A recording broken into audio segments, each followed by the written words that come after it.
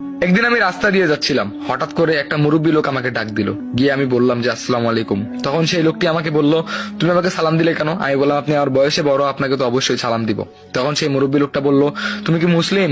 আমি বললাম যে হ্যাঁ আমি মুসলিম। তখন সেই লোকটা আমাকে বলল, তুমি মুসলিম এখানে কি করে জন্ম নিলে? এখানে সবাই হিন্দু। আমি অবাক হয়ে গেলাম, বললাম যে এখানে সবাই হিন্দু কেন, মুসলিম কি থাকা যায় না?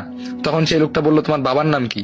আমি তখন অবাক হয়ে গেলাম, বললাম যে আসলে ছোটবেলা থেকে তো বড় হয়েছি মায়ের কাছে, বাবার নামটা এখনো মা আমাকে বলেনি। আর যখনই বাবার কথা জিজ্ঞেস করতাম তখনই মা আমাকে অন্য একটা কথা বলে এই কথাটা কাটিয়ে দিত, কিন্তু আমাকে কখনো বাবার ব্যাপারে কোনো কিছুই বলেনি।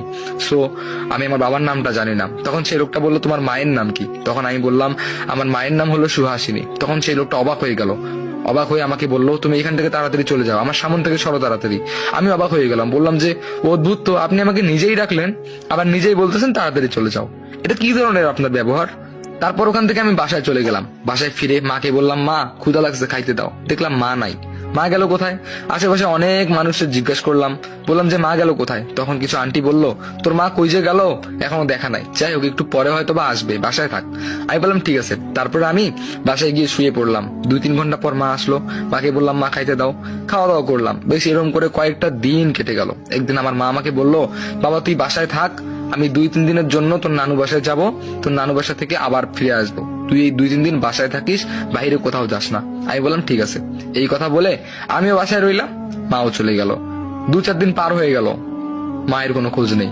আর এটা আজকালের কথা না, প্রায় অনেক বছর আগের কথা। তখন কিন্তু অ্যান্ড্রয়েড ফোন বা বিভিন্ন রকম ফোন কিচ্ছু ছিল না, যোগাযোগের কোনো মাধ্যম ছিল না, শুধু চিঠি বার্তা ছাড়া। তো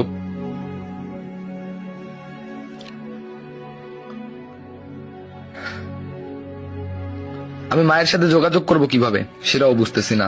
শুধু 4-5 দিন না, 1 মাস পার হয়ে গেল, মায়ের আর খোঁজ নেই।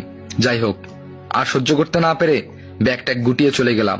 ব্যাগ বলতে কি জানেন, বড় একটা লুঙ্গির মধ্যে কাপড় নিয়ে লুঙ্গিটা বেঁধে একটা বাস ঢুকিয়ে দিছিলাম। তারপরে সেই বাসটা কাঁধে করে নিয়ে চললাম নানুর বাসায়। সেখানে গেলাম, গিয়ে অনেক মানুষকে খোঁজ করলাম যে আচ্ছা এখানে সলিমুদ্দিনের বাসাটা কোন দিকে। তবে সলিমুদ্দিন নামে অনেক মানুষকে দেখিয়ে দিল, কিন্তু আমার নানু বাসার দেখা পেলাম না, আমার মায়ের দেখাও পেলাম না।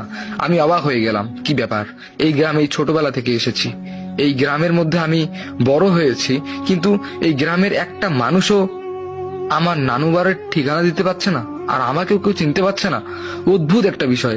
আমি সেদিনও এসে গেলাম প্রায় 1-2 বছর আগে, সবাই ভালো ছিল। পাশে রহিম কাকার দোকান ছিল, ওখানে গেলাম, গিয়ে বললাম যে কাকা কেমন আছেন? বলল, বাবা তুমি? আমি অবাক হয়ে গেলাম, বললাম যে আমি আমি আমাকে চিনতে পারছেন না? এই কিছুদিন আগেই তো আপনার দোকান থেকে আমি কিছু জিনিসপাতি নিয়েছিলাম। আর আমার মা কোথায়? এখানে তো আমার নানু বাসাও দেখতে পাচ্ছি না, ওনারা গেল কোথায়? কারো খোঁজ খবর আমি কিচ্ছু পাচ্ছি না। তখন বললো যে বাবা কে তুমি, কে তোমার মা, তোমার মায়ের নাম কি? আমি বললাম সুহাসিনী আমার মায়ের নাম, আর আমার নানুর নাম সলিমুদ্দিন।